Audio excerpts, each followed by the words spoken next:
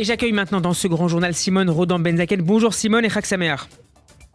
Chag Sameach, bonjour Steve. Vous êtes la directrice Europe de l'American Jewish Committee et vous revenez cette semaine sur l'action russe en Ukraine qualifiée de génocide par le président américain Joe Biden. En effet. Alors, pour commencer, ce que peu de gens savent, mais qu'on devine parfois dans mon accent, c'est que j'ai grandi en Allemagne. Expérience un peu particulière que de grandir dans un pays totalement traumatisé par la Shoah. L'une des conséquences est que j'ai été profondément marquée par l'idée d'un plus jamais ça. Et alors que l'armée russe se retire du nord de Kiev et notamment de Boutcha, que nous voyons les horreurs endurées par les Ukrainiens depuis le début de l'incursion, ces mots « plus jamais ça » résonnent sans cesse dans mon esprit. Des cadavres dans la rue, des témoignages d'exécutions brutales d'hommes, des viols massifs de femmes et même d'enfants. Il y a quelques jours, effectivement, vous l'avez dit, le président Biden a utilisé pour la première fois le terme de génocide. Il est de plus en plus clair, a-t-il dit, que Poutine essaye simplement d'effacer l'idée même de pouvoir être un Ukrainien. Emmanuel Macron n'a pour sa part pas repris le terme, mettant en doute l'utilité d'une escalade de mots. Car à ce jour, les spécialistes sont divisés. Ce sont les tribunaux internationaux qui diront si l'intention de détruire une partie ou en totalité un groupe national qui constitue le critère juridique du génocide est avérée.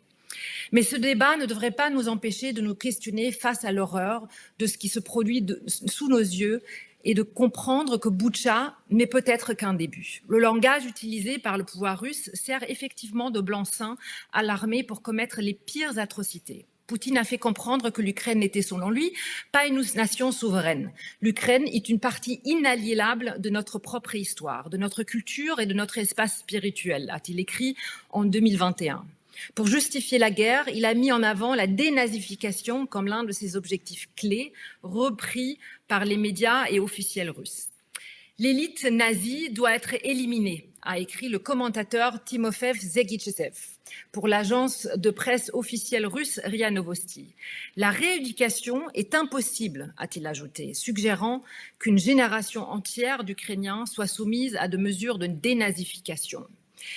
Les Russes pensent donc que l'action de leur armée est juste, car ils ne luttent pas contre les Ukrainiens, mais contre des nazis. On voit bien qu'un processus de déshumanisation est en œuvre, comme ce fut le cas dans d'autres crimes de masse. Les nazis étaient traitant les juifs de vermine, les Tutsis étaient appelés des cafards, les Ukrainiens aujourd'hui sont des nazis.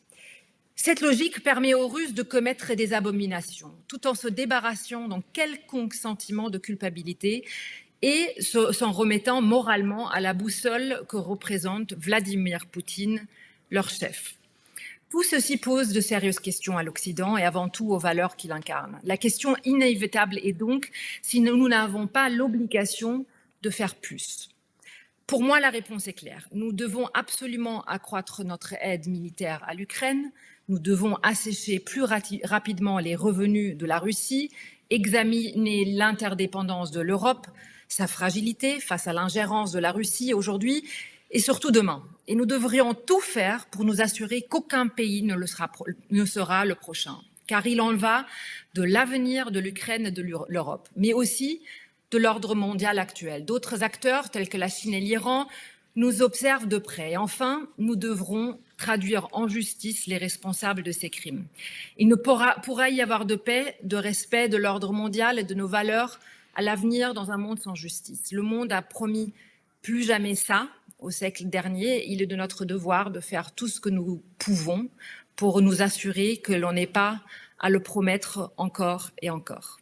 Merci Simone Rodan-Benzaken. Je rappelle que vous êtes la directrice Europe de l'American Jewish Committee. On peut vous réécouter en podcast sur radioj.fr. Shabbat Shalom et Chag Sameach.